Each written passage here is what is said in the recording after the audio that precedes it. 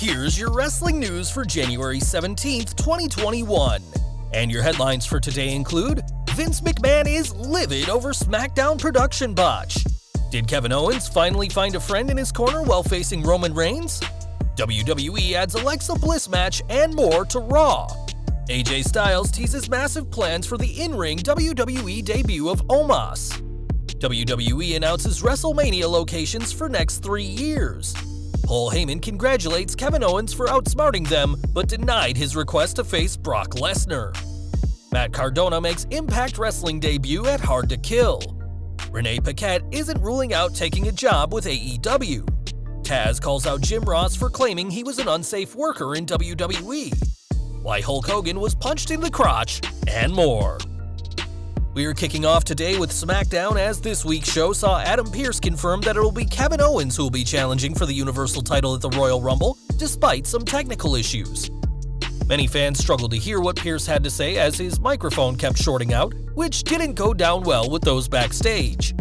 Ringside News are reporting that both Vince McMahon and Kevin Dunn were, quote, very pissed about the botch, according to their source, as those lines from Pearce were very important. The source added that production issues like this are very rare in WWE, and they confirmed that this wasn't a staged microphone malfunction. WWE likes to present a smooth operation, but didn't have time to get a new microphone, leading Pearce to struggle to get his lines out, and the company was unable to fix the audio issues in the YouTube upload. Regardless, the WWE official confirmed that Owens will replace him at the Royal Rumble, and hopefully they'll have functioning mics in the weeks running up to this title match. Throughout their feud, Owens has been portrayed as someone without a friend, a fact made abundantly clear by both Roman Reigns and Jey Uso for weeks now. One of the side effects of this feud is that it could allow Owens to find an ally for himself when he goes up against Roman Reigns, as it's often been the lack of an ally, and the Tribal Chief's extra man advantage in the form of Jey Uso that has cost the prizefighter the Universal Championship.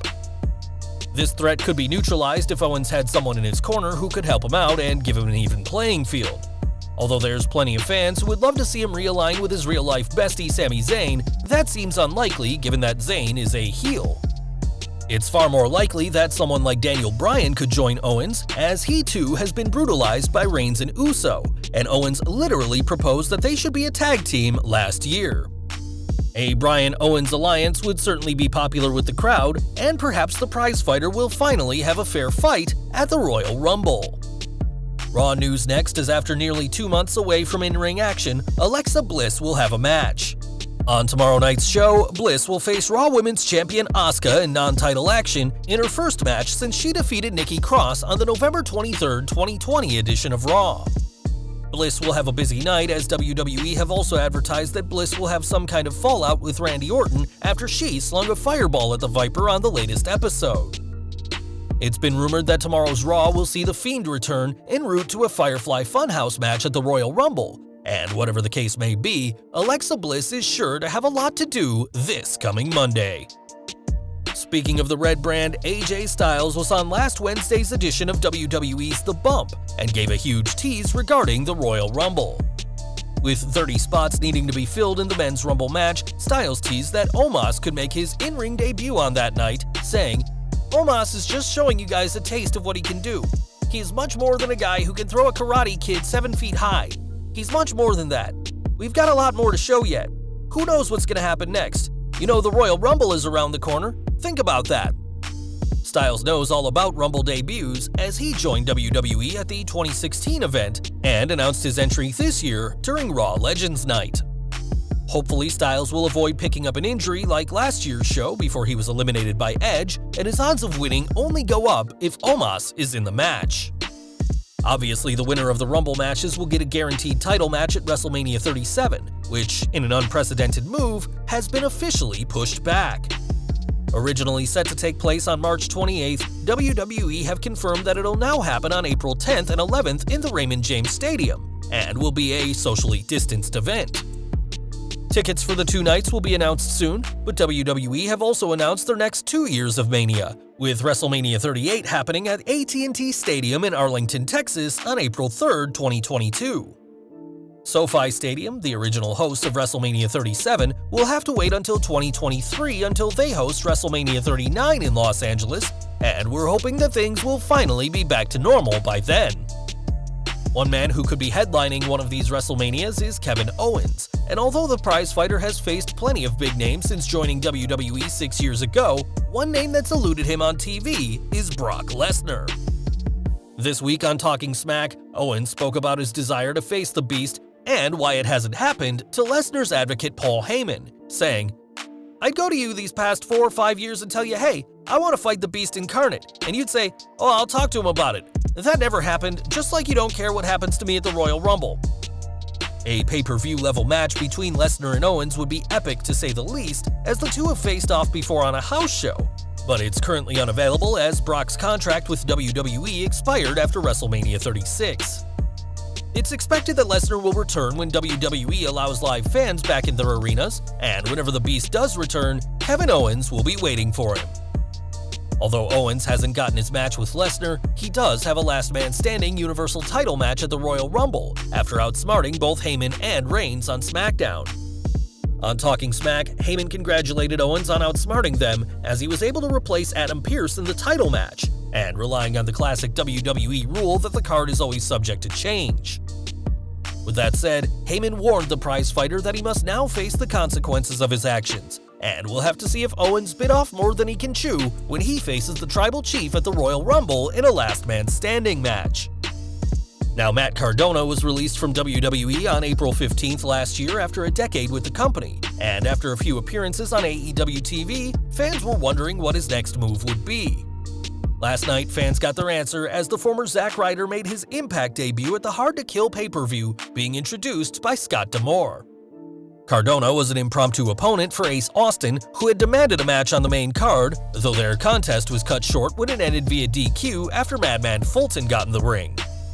After his brief tenure in AEW, Impact's new commentary team of Matt Striker and D'Lo Brown made it clear they weren't sure if Cardona was in Impact for the long haul or if it's a one-off appearance. And whatever the case, it's good to see the Broski make his debut in another company. Over to AEW next, as Renee Paquette isn't ruling out a job with the All Elite promotion. Leaving WWE after SummerSlam 2020, Renee's 90-day non-compete clause is long expired, but she hasn't joined AEW yet, where her husband Jon Moxley competes. While speaking to Chris Van Vliet, Paquette opened up about the possibility of joining AEW and joked about facing Brandy Rhodes and having their soon-to-be-born children wrestle as well. She added, "That's the thing, too. You look at AEW and everything they're doing is fantastic. I'm not saying that I wouldn't do something there. I for sure would if the right thing came up, but it's not the thing that I'm chasing down. I think my time in WWE was so great, and my time in wrestling has been so great, but I don't want that to be the only thing I do. I don't want to pigeonhole myself as just being the wrestling girl. I'll always have that in my wheelhouse, and I'll always have that to lean on, but there are so many other things that I want to do. I think that going right to work for another wrestling company would defeat my purpose of wanting to walk away." We know to never say never in wrestling, and we're sure that Renee is certainly welcome backstage in AEW if she wants to see her husband, and although she's not looking to make the jump to AEW yet, she's not ruling out the idea. For now, Renee is focusing on her and Moxley's first child, as well as securing guests for her Oral Sessions podcast. But don't be too surprised if the former WWE commentator shows up in Daly's place in 2021. Now, Taz's WWE debut at the Royal Rumble remains one of the greatest debuts in the company's history, but things quickly went downhill for him after that. Recently, Jim Ross claimed that Taz's push ended after Vince McMahon heard multiple reports of Taz being unsafe in the ring, and unsurprisingly, these comments didn't sit well with the human suplex machine. On Twitter, Taz called out JR saying, "Sure it's not Superstar and a couple of his buddies? LOL, I've talked about this Taz is Dangerous thing on my show many times for years. Those who heard it know the truth. So JR, was there a list of names of guys in WWE injured via a suplex? Was it 7 men, 3 men, or even 1? #0. We'll have to wait and see if JR does provide such a list, but clearly Taz, who had his neck broken during a match in ECW, is refuting all claims that he was dangerous in the ring. And we're ending today with news from Hulk Hogan, and given his controversy over the years, there's plenty of people who would love to hit the Hulkster straight in the crotch. It turns out Wes Briscoe, the son of Gerald Briscoe, got to do just that when he was much younger, as Gerald explained while speaking on VOC Nation's Briscoe and Big Ace show. The story goes that Wes, still a child at the time, was invited to a WWE event by his dad, and upon meeting Hogan, proved his toughness by throwing a good punch. Due to Hogan being so tall and Wes being a kid, this shot landed squarely in Hogan's crotch, and Gerald Briscoe explained that it knocked the wind right out of the Hulkster. Many years later, Wes would use those punches as part of the Aces and Eights in Impact Wrestling, and though his career never amounted to much, at least he has the distinction of hitting Hulk Hogan right in the boleas.